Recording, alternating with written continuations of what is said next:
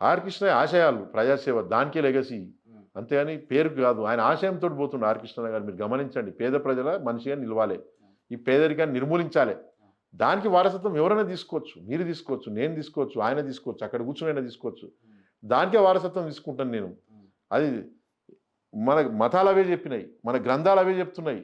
నేను నేను చెప్పిన నా దగ్గర ఒక 500 పుస్తకాలు ఉంటాయి. హ్మ్.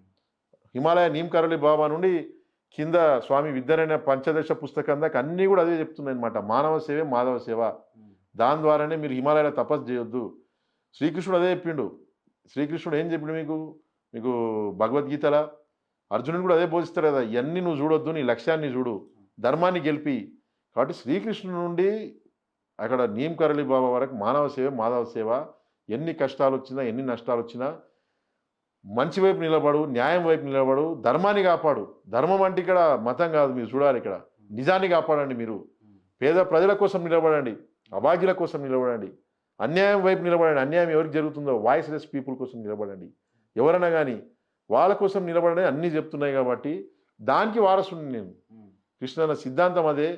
గొప్ప గొప్పల సిద్ధాంతం అదే. దానికి వారసత్వం మనం పుణికిపుచ్చుకున్నాం తప్ప పేరుకి కాదు. ఆయన ఆశయానికి మనం ఆ వారసులం కావాలి తప్ప పేరుకి వారసత్వం ఉండదు. అంటే రాజకీయాల్లో ఒకవేళ ఇంట్రెస్ట్ ఉండి వెళ్తే మీరు ఏ పార్టీలోకి వెళ్తారు? అంటే వాళ్ళు ఒకవేళ ఇన్వైట్ చేసినా మీరు ఎటువైపు మొగ్గు చూపుతారు? చూడండి ఎవరు ఇన్వైట్ చేయరు మీకు చెప్పినా. హ్మ్. ఎవరిది వాళ్ళు మార్కెటింగ్ చేసుకుంటారు. సీఎం అనేది ఆయన మార్కెటింగ్ చేసుకుంటుండు. హ్మ్. ఇంతా ఒక బిజినెస్ మేనేజ్మెంట్ అయింది రాజకీయం అన్నది. హ్మ్. మీకు ఇంతకుముందే క్లియర్‌గా ఎక్స్‌ప్లెయిన్ చేసిన ఆక్షన్ సిస్టమ్ ఏముంది?